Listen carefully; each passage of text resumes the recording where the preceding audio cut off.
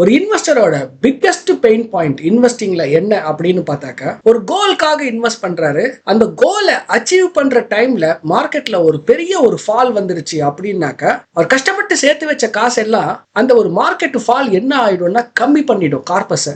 என்னோட கஸ்டமருக்கு என்ன பண்ணுவோம்னாக்கா, வி வில் டூ ரிவ்யூஸ். இந்த ரிவ்யூஸ்ல என்ன பண்ணுவோம் நாங்க, கோல் பேஸ்ட் ரிவ்யூ. கோல் ஏதாவது நியர்பையா வந்துச்சுனாக்கா, இப்போ அடுத்த வருஷம் கல்யாணம் இருக்குது அப்படின்னாக்கா, அந்த காசை நம்ம ஈக்விட்டியில் வைக்கக்கூடாது. 80% எடுத்துகிட்டு போயிட்டு டெட் ஃபண்ட்ஸில் வச்சுட்டு 20% மட்டும் தான் ஈக்விட்டியில் வைக்கணும். அப்படி நம்ம அலோகேஷனை சேஞ்ச் பண்ணணும்.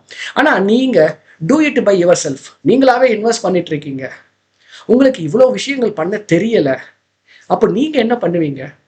இது ஒரு பெரிய ஒரு பிளைண்ட் ஸ்பாட் இன்வெஸ்டிங்கில். இதுக்கு தான் செபி என்ன பண்ணியிருக்காங்கனாக்கா, லைஃப் சைக்கிள் ஃபண்ட் அப்படின்னு ஒரு ஃபண்டை இன்ட்ரடியூஸ் பண்ணியிருக்காங்க.